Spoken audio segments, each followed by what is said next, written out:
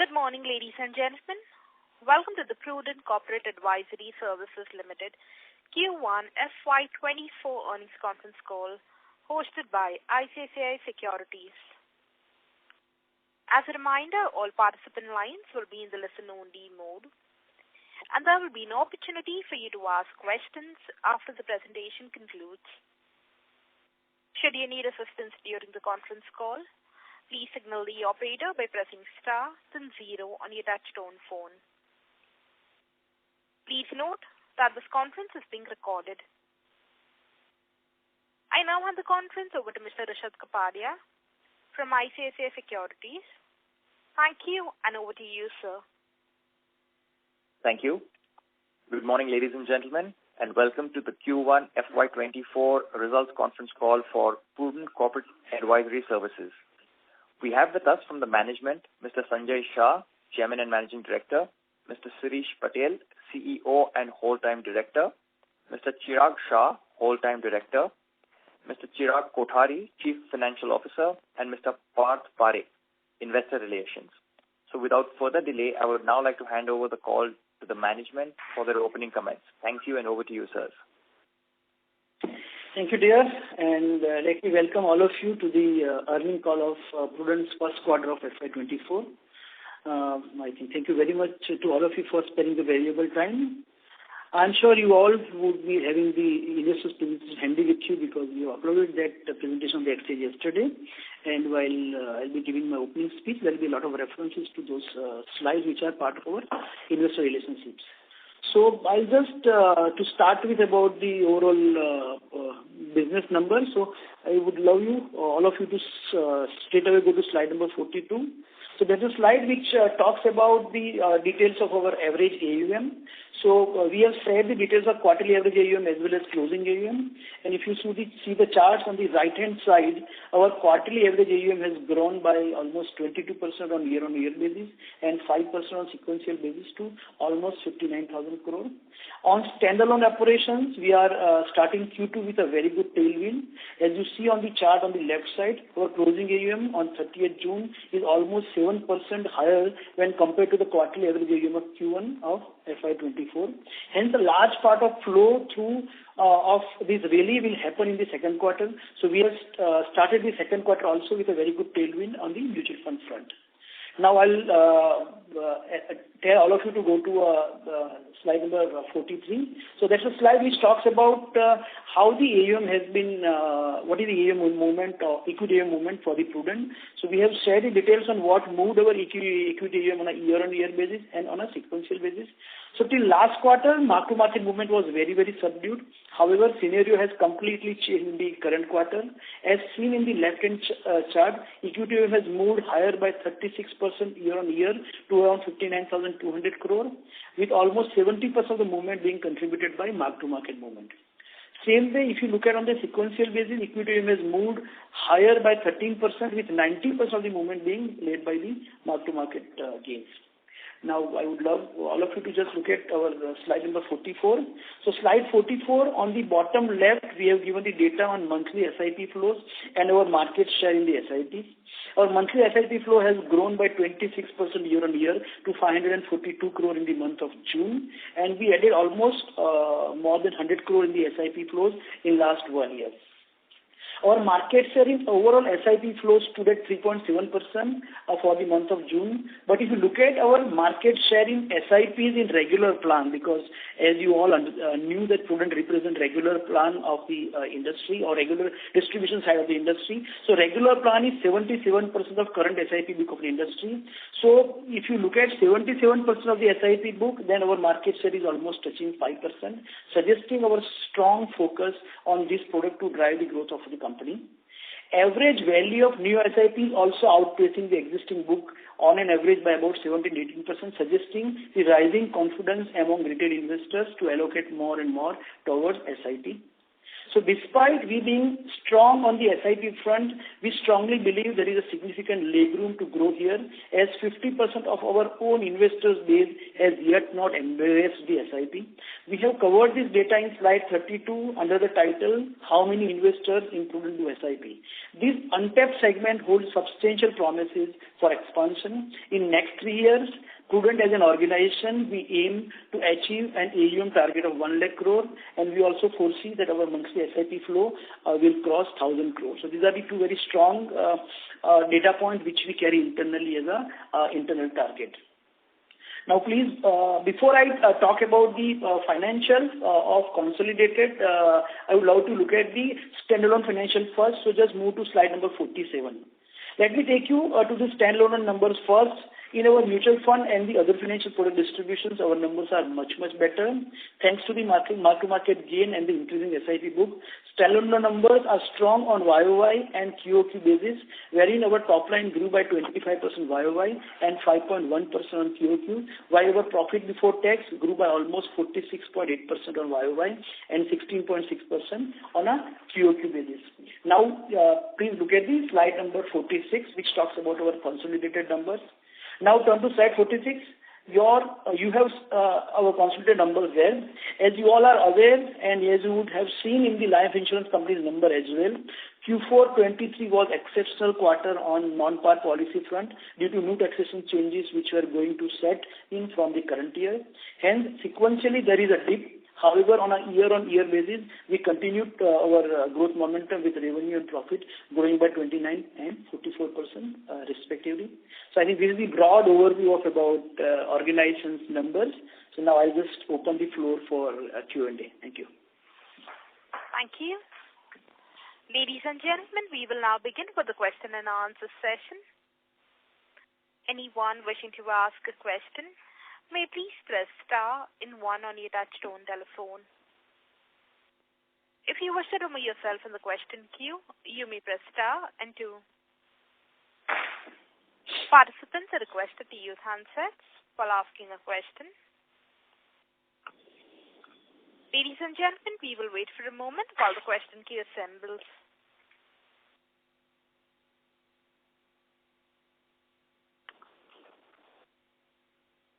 First question is from the line of Swarna Mukherjee from B&K Securities. Please go ahead. Yeah, hi sir. Good morning and thank you for providing this opportunity. So I have around 3-4 questions. So first one is related to our growth in AUM. So what I can see that this quarter we have grown in line with the industry. Wanted to understand, going ahead, what would be the levers that you would have at hand which could push this up so that we gain market share in terms of the AUM for overall industry. That is the first one. And the second one is, I think, the net sales for this quarter has a significant share of, the SIP flow that has come through. Which was not the case in the last quarter. So what are you seeing in terms of, say, the lump sum sales that is happening, whether there is any trend that is there which you can highlight, and how your thoughts on how these numbers can be. So these are the 2 questions on the business. Post your answer, maybe I'll ask a couple of questions on the financials. So I think there's बहुत clarity नहीं था आपके question के अंदर. But if I understand, you are trying to say that our growth in AUM is better than the industry, and how are we going to make sure that we grow at a pace better than the industry? That is the question. Let me first of all reframe. Yeah. So, sir, for industry, I think the last quarter versus this quarter, sequentially, the AUM growth has been in and around 6%. Quarter-on-quarter growth. Compared to that, we have also grown at similar lines. So, wanted to understand, going forward, what is our plan, how we can grow maybe much faster than industry, whether this is onboarding new partners, or how do you plan to achieve that? So I think if you look at the average AUM growth of Prudent, the number which I am talking about, 6%, is the average versus last quarter to this quarter. However, if you look at point to point, we have grown by almost about 12 to 13% on the equity front. So I think that is much better than the industry overall on the in line with the industry. But however, probably we believe that because of our SIP base which is growing faster, I think we'll be able to continue the momentum. So that's what I think probably. And we are talking about the growth of Prudent on overall basis, which includes the direct plan, regular plan, your index fund, everything. So we are talking about the total AUM, and within total AUM, we actually represent the distributor plan that is also non-ETF. So I think our growth, if you look at on totality, I think we are growing at a healthy pace. And frankly, I think this is really supported by the SIP. As you probably knew that first quarter has been reasonably subdued on the lump sum side, and that is the reason on the gross flow our SIP contribution has surpassed 50%, which usually remain below 50%. So if you look at first quarter of FY23, which was Y&Y, and fourth quarter of last year, in both the quarters, our SIP contribution was below 50%, which has moved to 52.4% in this quarter. It shows the reason that the lump sum amount has been reasonably low in the so retail participation has been reasonably subdued on the lump sum side. Even the net sales is also very low in the first quarter because the retail has been very wise, and as market has been going up, probably people are booking some profits. So that is probably I'm just trying to address your both questions together. Why net sales has dipped, some amount of profit booking by the investors.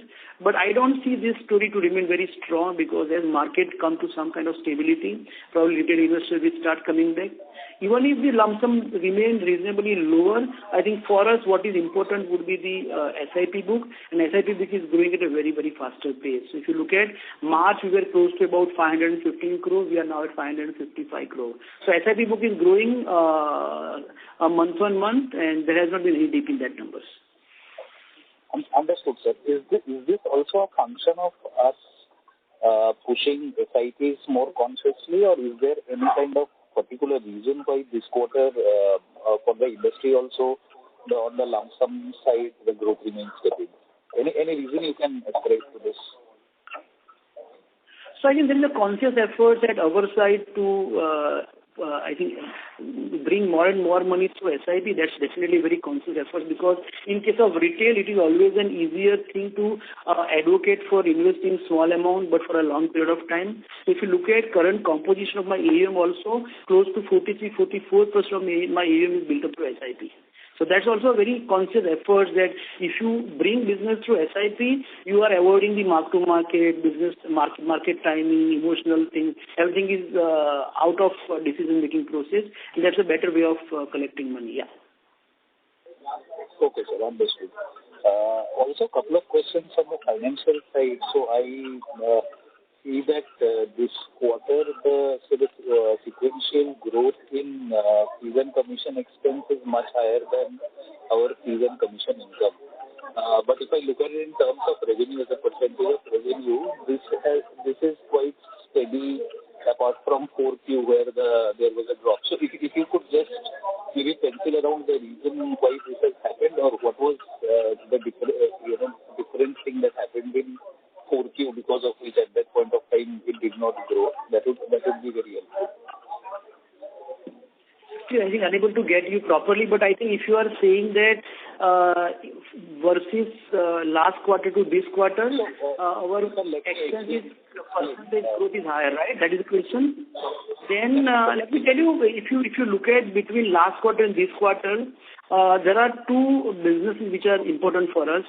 If you look at Prudent, predominantly we are the mutual fund distributors, right? And in last couple of years, we started adding insurance as a significant revenue line for us. And last quarter, which was JFM, the insurance business was significantly larger in our kitty, and that's a high margin business. What has happened that the last quarter, there was a lot of money which came because of the taxation changes which are likely to come. And that's the reason, I think if you look at overall also, there is a dip in the revenue between last quarter to first quarter by 6%. And that 6% dip came only in the insurance segment where the margin was very high.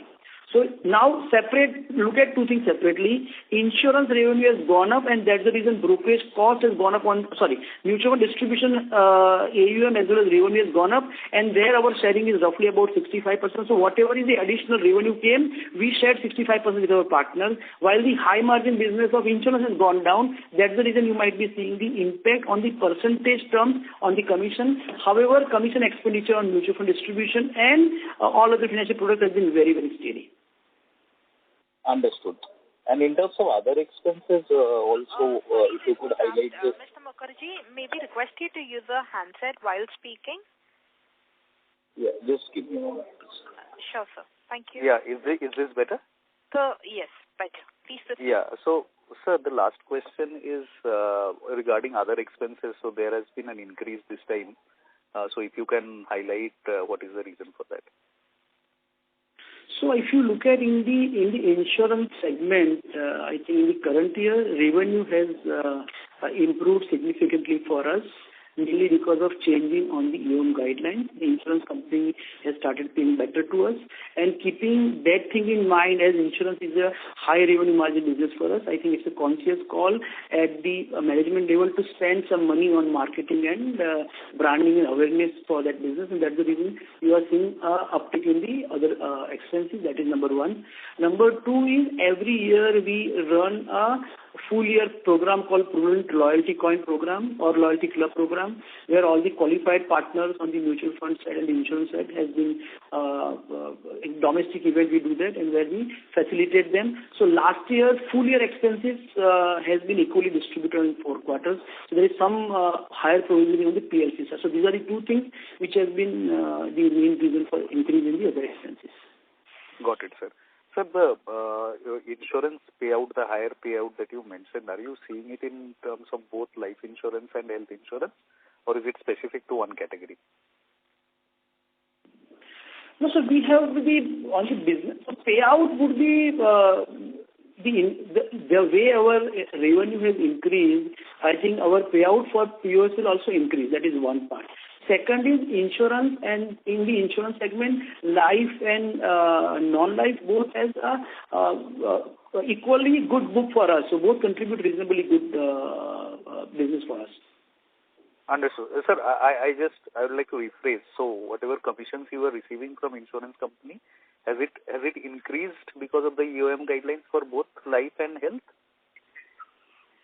Yes. I think the percentage improvement is visible in GI. I think LI has not that much improvement is visible. So I think LI also, if you look at, we used to on an average about 14%, has gone to about 18-19%. While in case of GI, our rate was about 14-15%, close to double. You can say about, I think it would have gone about 27-28%. Okay. Yeah. So got it, sir. So thank you so much, sir, and all the best. Thank you. Thank you. The next question is from the line of Harsh Shah from HSBC Mutual Fund. Please go ahead. Yeah, thank you very much, and congratulations to the team for such a good result. Mr. Shah, can you use the handset mode while speaking and not the speakerphone? Just give me a second. Thank you, sir. Is this better? Much better, sir. Please proceed. Yes. Great. Congratulations to the team for such a great result. Sanjay bhai, just few questions. In your initial commentary, you mentioned that initial plan is to cross 1 lakh crore of AUM. By when do you plan to cross it? I missed that.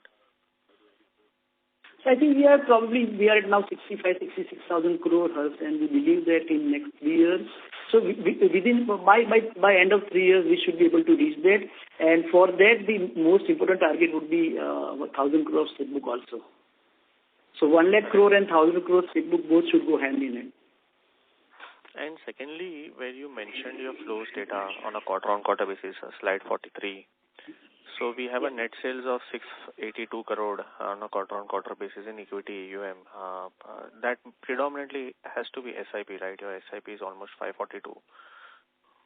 Yeah. So you're right. So I think if you look at this another chart which says that in the gross sales, 52% contribution has came from SIP. You are right. So the first quarter lump sum business has been somewhat subdued. However, if you look at last quarter, we collected 1,512 crore. This quarter, we collected 1,578 crore. So actually, the absolute amount on the gross sales is higher, but the contribution of SIP has increased more because the SIP book has also increased significantly. So both things are happening. Even though overall collection is higher, SIP contribution is becoming more visible now. Understood. And just one other thing on SIP, Sanjay Bhai, is in terms of efforts from Prudent perspective, has there anything changed since last 2 or 3 quarters? Where I'm asking this, your SIP book has been growing very, very handsomely. So just wanted to understand in terms of internal efforts, has there been any change or any push that you are doing internally? Let me bring Sirish to address this. Sirish? Yeah. So, I won't say that there is specific change in terms of strategy for SIPs. I think we keep on pushing SIPs and as well as the gross flows throughout last many years. Depending on the market situation, obviously, I think last few quarters, you can see that the gross flows have come down. There is no change in the strategy, but one thing you can see that the way Sanjay Bhai would have told you in the commentary, that our average SIP value has gone up. So if you look at our current book, I think we are almost 2,700 rupees per SIP. If you look at the total book versus number of SIPs, our on book it is 2,700. On the new SIPs in probably last few quarters, it is in the range of 3,400. So more and more people are participating in SIP with a higher value. That is where it is more visible in terms of SIP book or the SIP value. So otherwise, there is no specific change in the strategy. Understood. That was very helpful. Just 2 more questions from me in terms of MFDs. What is the change what is the addition that we have done in this quarter? So this quarter we would have added around 750-800 kind of distributors. Historically, we have seen that the addition of the distributors in the first quarter is little lower, but the second quarters onwards it catch up. So last quarter it is around this range only. Understood. And just last question is in terms of capital deployment strategy, we have seen that the company is generating very healthy cash and you have utilized the cash also in a couple of acquisitions. So going forward also, probably in this year or maybe next year, is there any plan of any inorganic growth? Because last time you had mentioned in mutual fund, you do not have any such major plans, but probably in insurance or other businesses, you may think of doing something. So is there anything on that? So yeah, Harsh, I think we are open for that and definitely we will utilize the cash at an opportune time. Only thing we are waiting for absolute clarity to emerge from the regulator side on the TER, which is likely to happen very, very soon. So once we get a clarity, then probably we'll start putting our serious efforts. I don't know how fast we'll be able to look at that, but I believe for us, we are looking at more towards B2B, and that's the reason we have some limitations on acquisitions, but still, I think there will be something which is visible on the B2B side. On the insurance side, post these regulatory changes, we have started looking at some acquisitions, so that is also, we are open for that, yeah. Understood. So that's all from my side. Thank you and all the very best to the team. Thank you. Thank you. The next question is on the line of Nilesh Jetani from BOI Mutual Fund. Please go ahead. Hi, good morning, sir, and thanks for the opportunity. So first question was on the other expenses piece. Just wanted to understand what is the steady... Sorry to interrupt, Mr. Jetani. Sir, can you speak a bit louder? We are unable to hear you. Am I audible now? Sir, slightly better. Please proceed. Yes. Thanks for the opportunity. My first question is on the other expenses piece. Can you please help me understand what is the steady run rate on the other expenses and 2 one-offs which you mentioned on the previous participant question? Can you help me understand the quantum of that amount and how to look at it going forward? So if you look at the other expenses, has gone up by about 6 crore, wherein roughly about 1.5 crore would have been contributed by provisioning on account of PLC expenses, which we expect the yearly cost would be about something in the range of 6-7 crore, and the marketing cost would be in the range of about 3-4 crore. Yeah. Got it. That was helpful. The second question is on the take rate. When I compare your non-life take rate vis-a-vis the previous quarter number available, it comes out to around 29% versus 14 to 16% historically. So anything it is changing on the non-life piece? So as I told you that because of the EOM guideline which has been relaxed by the regulator, I think the rate has increased almost in the GI definitely the rate has improved, including the renewal book as well as the current book. I think we are getting a better rates there. You are right. The rate has increased by almost about 27 to 20. So it moved from 14 to 20. You are right. Got it. So this is a new normal now. Yeah, we think so because it's at the end of the day, it's the insurance company who decides, but we believe, I think, this is a sustainable rate now. Got it. So third question was on the B30 incentive. Can you help me understand during this quarter we saw any impact because of that? So I think we were just doing back at the envelope calculation. There is about 2 basis point impact on the overall revenue side. So I think, yeah, the 2 basis point dip in the earnings. However, the B30 impact will be visible over a period of time. So roughly B30 was 10% of our total revenue. And as you are aware that B30 was paid by AMC for the first year over a 12-month period, which has stopped from March. So now March, April, May, June, 4 months has gone. Still 8 months you will see gradual impact. So in first 4 months, I think there is 2 basis point impact on the top line. Yeah. But the GP impact would be very, very less because in case of B30, our payout was also very, very high. Because you need to be very, very competitive on the B30 side. So roughly about 85%, 89% was our payout in the the B30 segment. So GP impact would be very, very less, but top line definitely there's an impact of about 2 basis point on our yield. So let's say we were earning about 95 basis point. Now, if you will see, it's about 93.5 kind of a thing, 1.8 basis point. Right? Okay, got it. And one last question, sir. On the redemption piece, when I see your redemptions on the opening AUM, it comes out to around 18-19%. So on the one side, we are doing a good job with regards to SIP book, etc. But how do we curtail this redemption? I understand one is the industry level redemption, but at Prudent level, what are we doing? How are we basically trying to connect with the MFDs and their clients to arrest this redemption? So what are we doing on that side? And in general, your sense on experience of the industry in the last 7, 8, 10 years, how can redemption shape out for industry despite markets, moving on one side? Suresh? So if you talk about what kind of efforts we are making to reduce the redemptions, I think we only can say that we make investors and distributors aware about the market fundamentals, why they should continue long term. And this we have been doing for a very, very long time. And this market also is no different. We are doing the same thing. The only difference would be we definitely would increase the efforts in this kind of period wherein we can stop the redemptions. Having said that, if you ask the way you asked that last 10 years of experience, how the investors would behave, whenever we have seen that there is the spurt in the market, initial phase, there would be huge redemption. So if you see last few months, we have seen the market going up, and investors have also followed the similar way that the more and more people have redeemed, because when they see more returns on their portfolio, they come out and redeem the investments. And this time also it is no different. The net sales, I think, I still would say that redemptions have increased, but at the same time, the gross flows have come down. The fresh gross flows have come down. Again, this is nothing but market behavior. I think initial phase of the market growth, the fresh gross flows comes down, but once the market stabilizes either at this level or if we see some kind of correction, again it comes back. So we don't see any behavioral change, big behavioral change in the investors' behavior, and for us also the kind of efforts what we are making is the same. I think I won't say that we are doing something different compared to what we used to do earlier.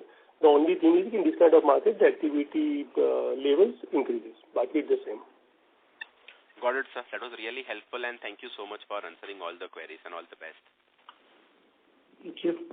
Thank you. The next question is from the line of Satyam Shubham from InMobile. Please go ahead. Hi, sir. Am I audible? No, sir, your audio is not clear. Maybe request you to use the handset mode. Yeah, am I audible now? So slightly better. Yeah. Please proceed. Yeah. So, sir, my question is around the direct flows. So, as you have said that Prudent is mostly about direct flows in the mutual fund industry. From what I think is that as and when the digitization picks up in the industry and younger folks come in and invest in the mutual funds, do you think this will have a negative impact on the direct side of the industry, as those folks might want to invest? Sorry, you are on the regular side. On the regular side, and it might go from regular to direct. Do you think that could happen? Girish? Yeah, so if you, as you said that the younger population goes to the direct, that is very, very right, and that is the reason you would have seen that the growth of the direct plan is much higher than the regular plan. Having said that, whether it is impacting our business or the regular plan business, I think I would say no. If you look at the distributors' growth or the regular plan AUM growth in the industry, there is also a sizable growth in that AUM as well. But see that Prudent growth is far, far superior. Point is, whether all these fintech platforms are eating our investors, our clients, probably the answer is no. Obviously, there could be few clients might have gone to the direct plan to save that expense or the brokerage cost. But majority of the investors acquired by all these fintechs are first-time investors. So I think we would believe that this is more and more positive for us. More and more clients going to, because we as a distribution community might not have reached to every nook and nook of the corner. Here if you look at more and more clients are acquired by fintechs, they start with the fintech direct plan. Tomorrow when they need some kind of advisory, some kind of hand-holding, obviously some percentage of these clients might come back to the regular plan or the regular distribution. So here, yes, I think we strongly believe that the industry on the direct AUM will grow faster than the regular plan, but at the same time, we don't see any problem in the near foreseeable future to Prudent. And within regular plan, we are increasing our market share, so as such, we are not worried. And rather, it is helping us to acquire more and more clients. And then when the direct client comes to the regular plan, we are more happy. Okay. So have you seen folks switching from direct to regular in your experience in the past few years? There are many incidences wherein we have seen that the clients coming from the direct plan to the regular plan, and specifically when market correction comes. I think in this kind of market, we might not see that kind of trend. But when we see the market is corrected, I think hypothetically, if today some investors have invested in the direct plan, and after a few months or the quarters, if we see sizable redemption or sizable pressure in the market coming down, that kind of time, definitely we have seen more and more people coming to regular plan from the direct. And in past also we have seen, and in future also we are confident that this kind of trend will continue. Okay. Thank you. Thank you. The next question is on the line of Prayesh Jain from Motilal Oswal. Please go ahead. Yeah, hi. Good morning, sir. Congratulations on a great set of numbers.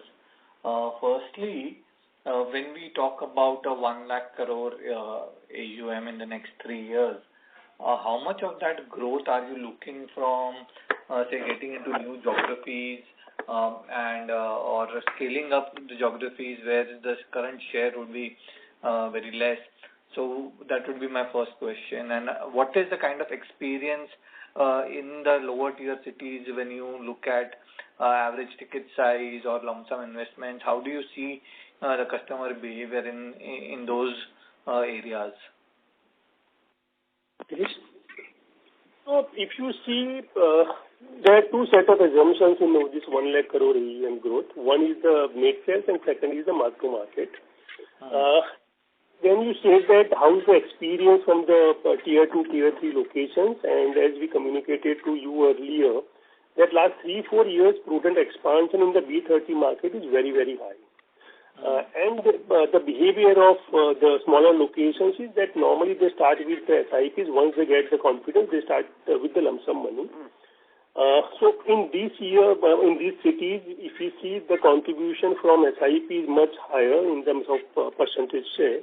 Now a sizable SIP book is built, sizable experience, reasonable experience is there to the investors. and more branches what we opened in last few years, those branches also will contribute or have started contributing in our business. All three factors combined, we strongly believe that the tier 2, tier 3 cities contribution to our kitty would be much higher compared to what it is currently. Okay. And how much of your SIP would be coming from B30? Currently, I don't have the numbers handy, but probably around 23-24% kind of number comes from the B30 numbers. But still, we need to recheck this number exactly. Sure. Perfect. Yeah. Another clarification possibly can you give on this insurance thing? So the yields have actually gone up and the profitability in that sense will be higher on the insurance. It's not because some insurance companies kind of cited that this is more of a reclassification between what expenses they were paying earlier and commissions. Is this just a reclassification or the yields, overall yields have gone up for you? So frankly, on the insurance side, I can tell you the revenue has increased for us. So that's the reality, right? Because we used to earn about 14% in GI. Now the revenue is almost about 28-29%. And so probably that's the on the revenue side. On the expenses side, because it's a high margin business now, so and we have a huge scope for us to expand insurance in our system. We started doing branding, awareness, and marketing through various financial professionals and our own POSP agents for creating more and more awareness for the insurance. That's the thing. Okay, got that. And lastly, in the past, there has been discussions around creating a separate team or targeting certain very small set of HNI customers for alternate assets. Where are we with respect to that, and what is the kind of future outlook that you would like to give for that particular thing? I understand that your base is primarily retail, but even a few HNI customers with each of your advisors or each of your partners can actually provide you a big opportunity in terms of distribution of these alternate assets as well. So that understanding would be helpful. Yes, please. Yeah, so last few years, as we communicated, we have increased our focus on the alternate channel, alternate products. And if you see, our current AUM is in the range of around 480 crores from this AIF PMS segment, which used to be probably, you can say, 30-40 crores before a few years. Incrementally, we have seen that more and more clients are participating in the PMS AIF side. If you see last year's business and this year's business in 3 months, it's growing very, very fast. Even on our B2B channel also, many of our distributors have started adopting this particular product, now taking this particular product to their HNI. So we believe that this product is helping us two ways. One is increasing the productivity from our distributors, and secondly, all these products has got higher margin compared to the mutual funds. Both of it is helping, and yes, I think the growth is reasonably good, rather I think far better than the expectations.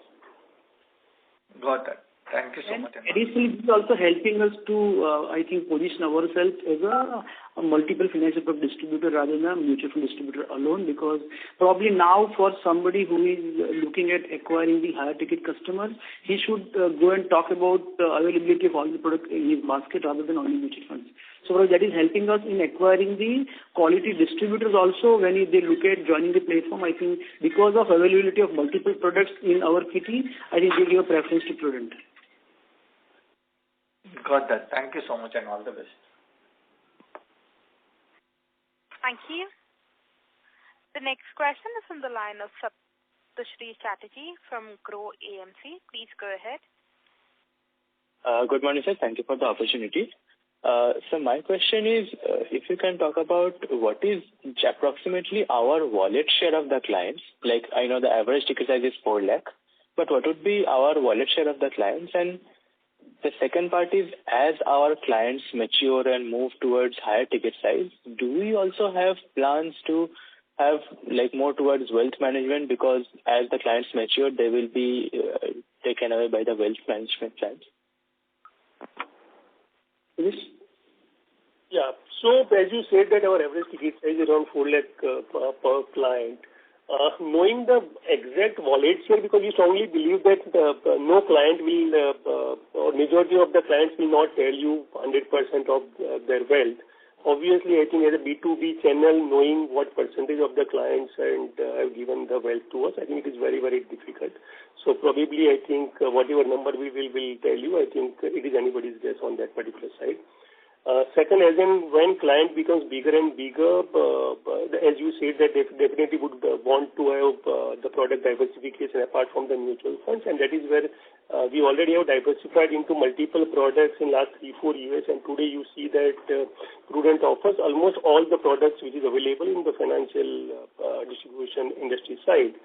So yes, as in knowing the requirement of the clients for future as and when they become bigger, all the products which is available in the wealth management basket should be available, and that we have made already available to our distributors. So yeah, I think we are seriously focusing on these products as well in last few years.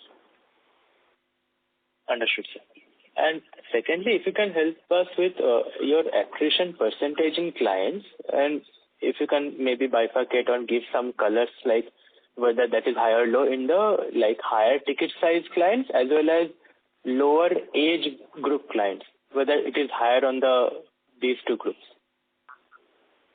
Incrementally, more and more clients are coming from the younger generation. If you look at our AUM mix and the new SIP mix, the clients' AUM in the age bracket of less than 25 or 25 to 35, in the AUM contribution of this client would be much, much lesser compared to the contribution in the SIP. Theoretically or logically, I would say that most of the new clients coming to the industry by way of SIP, and the same thing is applicable to us as well. So, yeah, more clients are coming through the smaller ticket size in SIP. And younger generation. There is one slide also, slide number 30. So there is one slide, number 33, which talks about composition of our customers and their AUM. So if you look at people less than 35 years contribute about, they're almost about 25% of our customer base. The AUM share is 15%, but their SIP share is almost about 35%. So what we say is that the guy below 35 years has 35% of our SIP book, who is continuously going to be an investor for us with us for next 35 years. So that is going to be a very, very 35 is our cream segment. Yeah, got it, sir. Actually, my question was more on the attrition side, whether attrition is high on the lower age group or higher ticket size clients. So I think what is our attrition? So attrition is very difficult for you to know about the attrition because, say, for example, I would have started one SIP with Prudent and incrementally I'm not be giving you money. Attrition you might define when somebody redeem entire AUM from you and move to somebody somewhere else.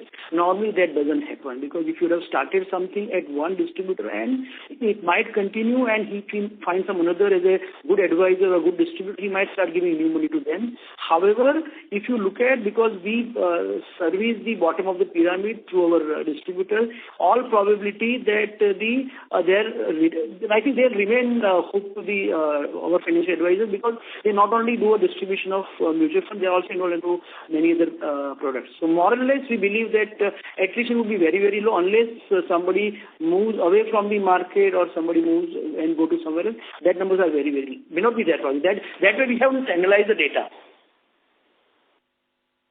Understood. So broadly, but approximately number would be around maybe 10% or something like that for attrition? I don't think because you are talking about 10% is a very large number. What I can tell you is that how many number of investors we are adding incrementally, that numbers I always have. So if you look at last year, we added close to about 190,000 customers. I think the run rate is adding on almost about 15,000-20,000 people a month, and that run rate is still steady. So I think when we look at the addition of the customers, we only look at those customers who have AUM with me. So last month there were, let's say, 17 lakh customers with AUM. This month there is a 17 lakh 15,000 customers with AUM. That way we just look at. So we have not looked at somebody who has become zero, so we can work on that to identify that data.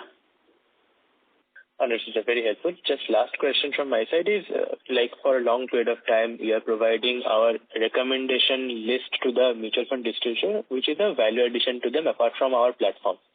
Can you can you give us some data or quantified data in terms of how our recommendations have been outperforming the benchmarks or that way?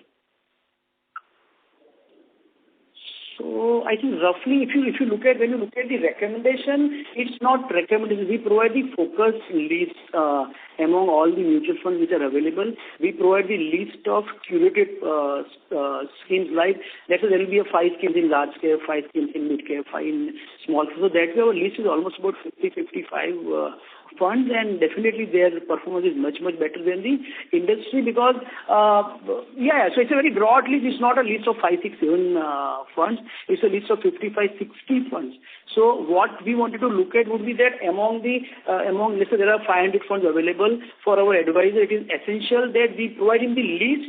From them they have to choose, and that list is also based on almost about 15-16 quantitative parameters based on which we select the funds, and management also keeps some 5 basis points to look at that the good fund manager, because of track record being not good, should not be missed out. So it's a very defined process, and there is no structured data, but I can provide you that data. The performance of these 50-55 funds is definitely better than the crowd.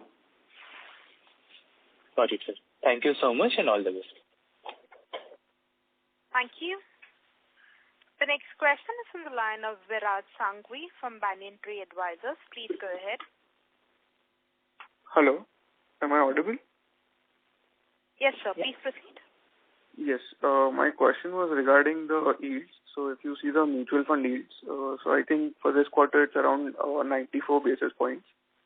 And same last year, same quarter, it was around 93 basis points. So while in the same last year, we had 2 other quarters where it was around 96 basis points as well. So just wanted to know that there is some positivity coming from the repricing of the acquired assets, right? While our original yield would be experiencing a little bit of pressure. So that is how it's working, and what do you think, how will the yields pan out going ahead?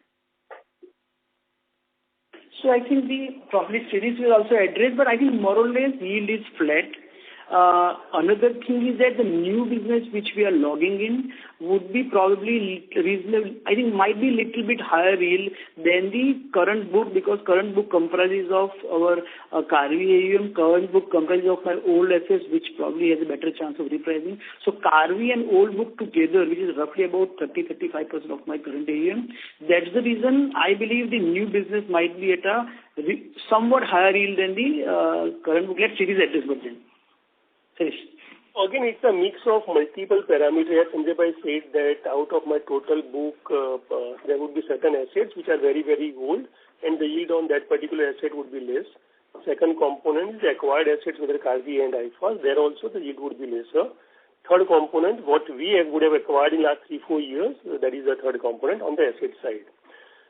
Whenever the older money gets churned, definitely our yield increases. Whenever the Karvi money is churned, our yield is increasing.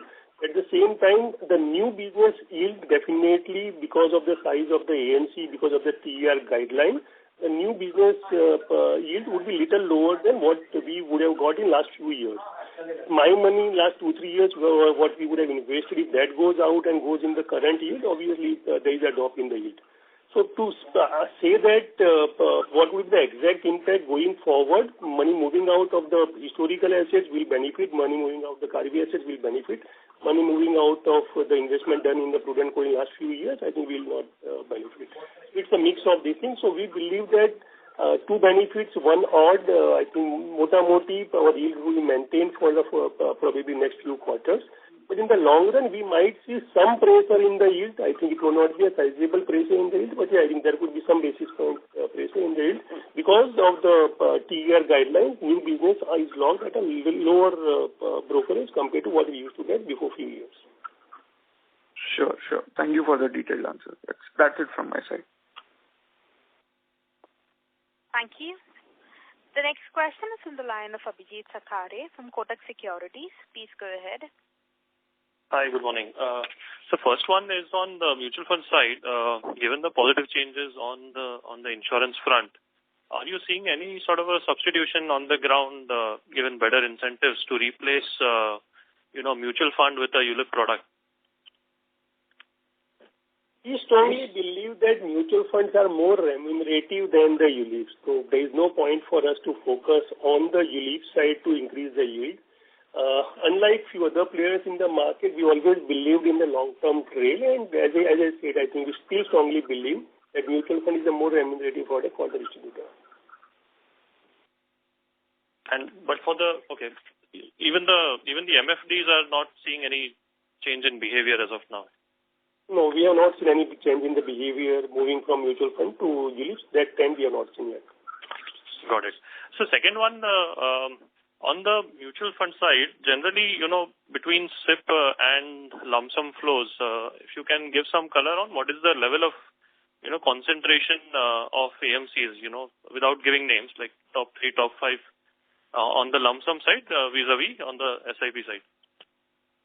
So basically, if you see, I think we are a retail player, and in that particular case, when you look at our share in the industry, it definitely would follow what the industry, the AUM or the gross flows would be. So if I give you some perspective, the gross flows of my top 5 AMCs would be in the range of around 45 to 50% in terms of gross flows. And when you look at the SIP flows also, it almost would be the similar. So, and if you look at the industry numbers also on this side, probably it will be the similar.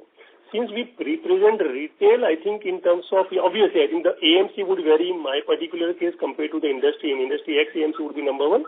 In my system, I think somebody else would be number 1. But in totality, if you look at the percentage share of SIPs and where the gross sales, I think top 5 AMCs would be in the range of 45 to 50%.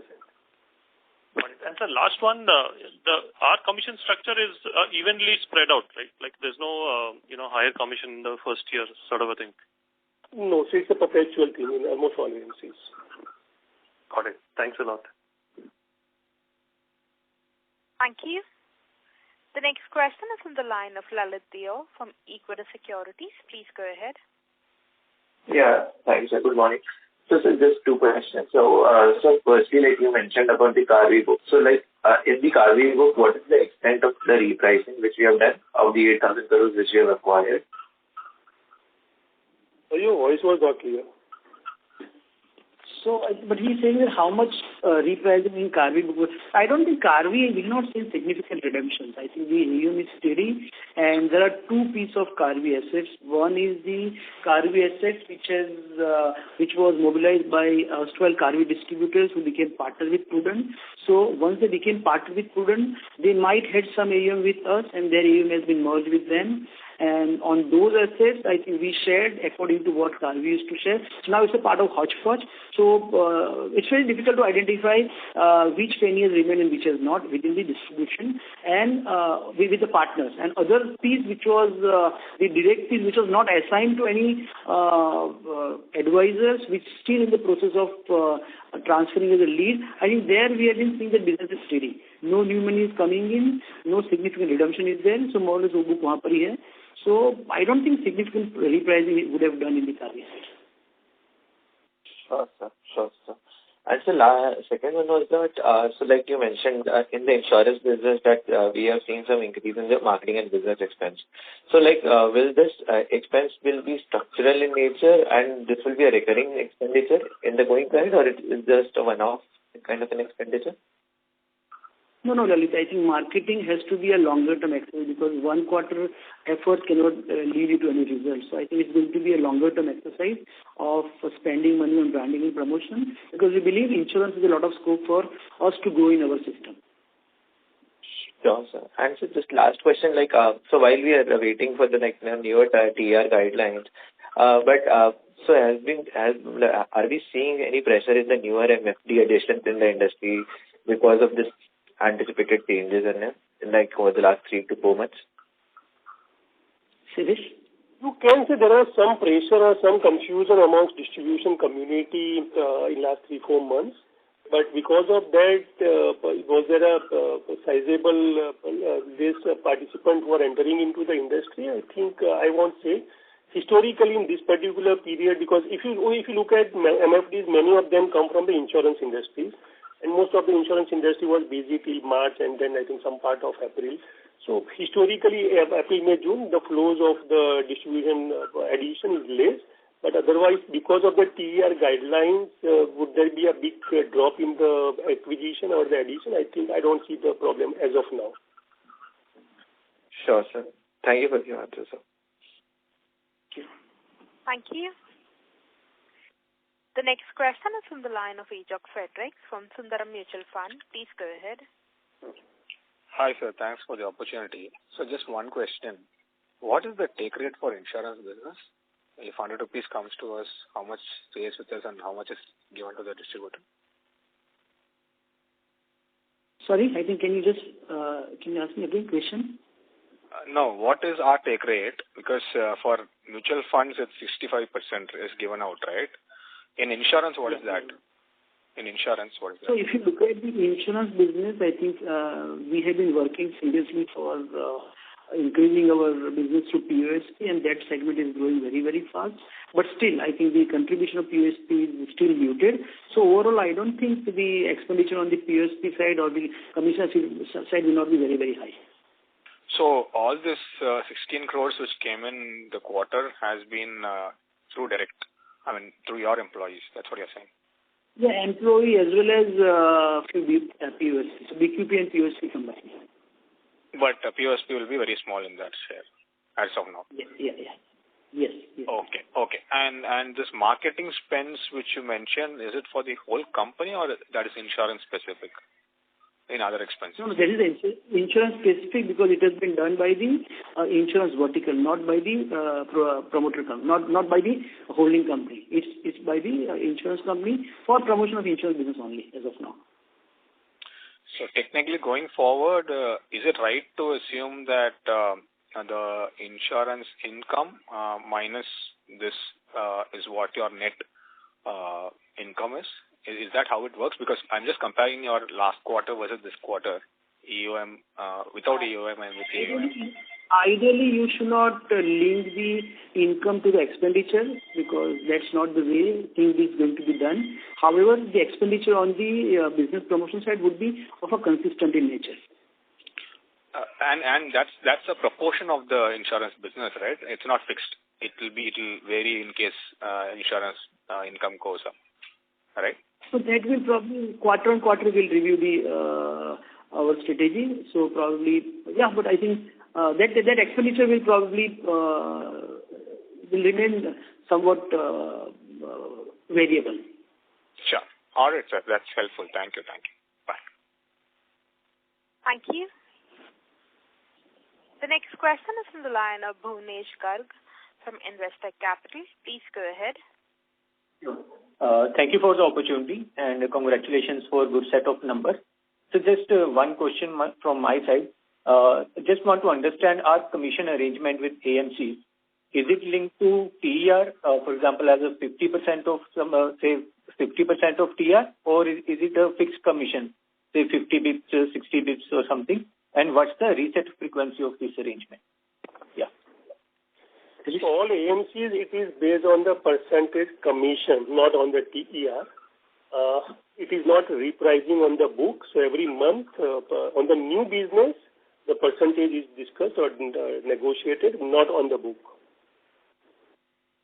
Okay, discussed every month you are saying? Yeah, it is on a new business, nothing on a old business. Got it. And what would be the arrangement with MFDs?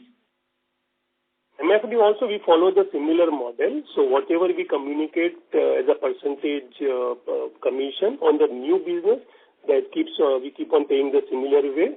So whatever we would have committed 2 years back, we still will continue paying that because the AMC also will continue paying us that. Got it, sir. Thank you. All the best. Thank you. Ladies and gentlemen, that was the last question. I now hand the conference over to the management for the closing comments. Thank you very much for the detailed conversations. And if you have any query, any questions related to financials, you may reach out to Parth. We'll be happy to answer and address all your queries. Thank you very much. Thank you. Thank you, members of the management team. Ladies and gentlemen, on behalf of ICICI Securities Limited, that concludes this conference call. We thank you for joining us, and you may now disconnect your lines. Thank you.